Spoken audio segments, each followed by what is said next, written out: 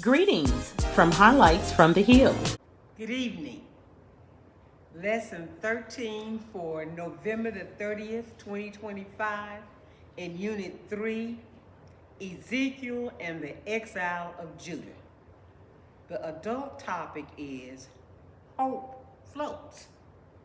Our devotional reading is found in Revelations, the 7th chapter, verses 9 through 17. The background scripture is Ezekiel 47, 1 through 12. And our printed passage is Ezekiel 47, 1 through 9 and verse 12. Our key verse is found in Ezekiel 47 and 12, and I'm going to read the NIV version. Fruit trees of all kinds will grow on both banks of the river. Their leaves will not wither, nor will their fruit fail. Every month they will bear fruit, because the water from the sanctuary flows to them. Their fruit will serve for food, and their leaves for healing. We have 3 lesson aims. The first, explore the hope that God offered in the renewal of creation. Embrace hope as God's gift for all circumstances. Testify to having hope in God by loving your neighbor. Our biblical context is Ezekiel, the prophet, who also wrote the book.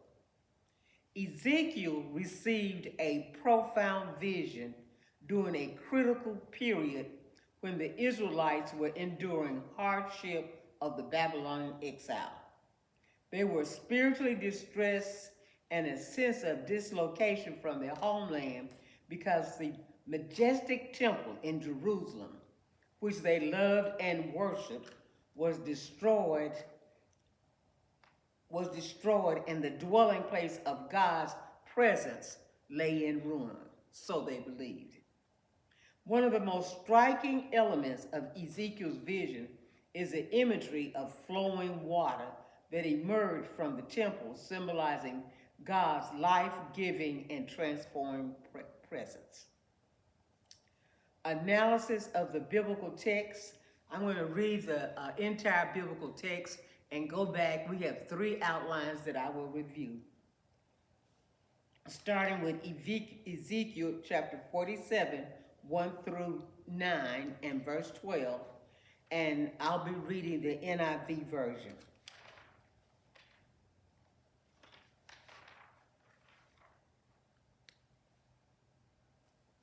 The man brought me back to the entrance to the temple, and I saw water coming out from under the threshold of the temple toward the east, for the temple faced east.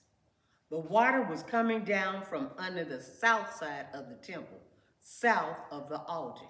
He then brought me through the north gate and led me around the outside to the outer gate facing east, and the water was trickling from the south.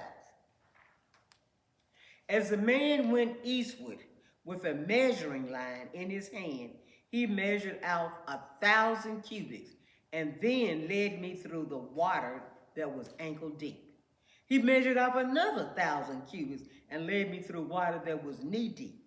He measured off another 1,000 and led me through the water that was up to the waist. He measured off another, but now it was a river that I could not cross because the water had risen and was deep enough to swim in, a river that no one could cross. He asked me, "Son of man, do you see this?" Then he led me back to the bank of the river. When I arrived there, I saw a great number of trees on each side of the river. And he said to me, "This water flows toward the eastern region and goes down into the Arab, where it enters the Dead Sea. When it empties into the Dead Sea, the salty water there becomes fresh. Swarms of living creatures live wherever the water flows.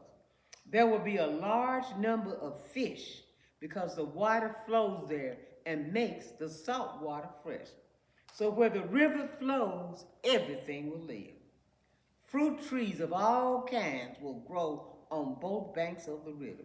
Their leaves will not wither, nor will their fruit fail. Every month they will bear fruit, because the water from the sanctuary flows to them.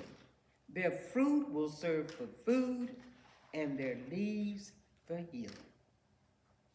The first outline, the source of living water. Um, and he said, the first verse, the man, and this man, scholars believe that this man is an angel. And this vision opens up as Ezekiel returns to the temple where he witnessed water flowing from the threshold of the temple. And that's what verse said. The man brought me back to the entrance of the temple, and I saw water coming out from under the threshold, that's the front of the temple, towards the east. The water was coming down from under the south side of the temple, south of the altar. He then brought me out through the north gate and led me around the outside to the outer face. The careful position and movement and demonstrate God's presence and how he methodically represents, how he methodically moved represents new beginning and new life and hope. The deepening journey.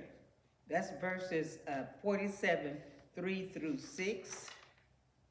And as the man went eastward with a measuring line in his hand, he measured out 1,000 cubits, and he measured off another 1,000, and he measured off another 1,000.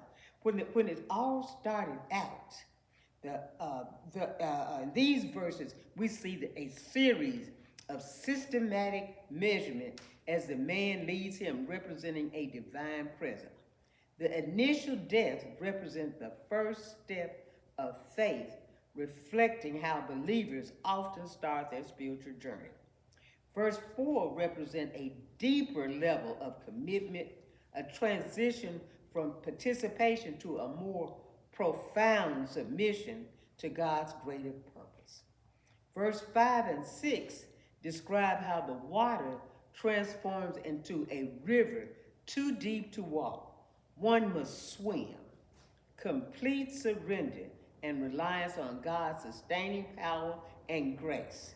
Grace that moves beyond personal capacity into a realm of divine abundance.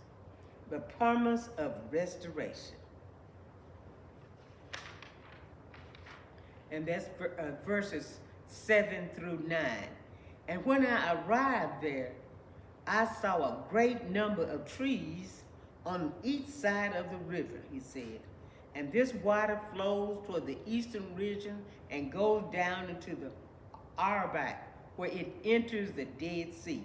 When it empties into the sea, the salty water there becomes fresh. Swarms of living creatures live wherever the river flows. There will be large numbers of fish because the waters flow there. Ezekiel noticed the abundance of trees and the deepening journey. When he arrives there, where the Dead Sea is salty water, there's no living thing, because nothing can live in the Dead Sea. Ezekiel noticed the abundance of trees lining the banks of the river, a powerful image of flourishing life. The water flows into Arab before entering the Dead Sea, where a miraculous transformation of salt water into fresh water, and wherever the river flows, everything lives. The monthly bearing of fresh fruit represents supernatural abundance, while healing properties of the leaves suggest God's provision for substance and healing. Wherever water flows, there is life, because the water flows from the sanctuary, reinforcing the connection between the divine presence and lasting transformation. It's all done from God. God is the source of everything that's living. Please come to Sunday school and learn more about Ezekiel's vision. Thank you.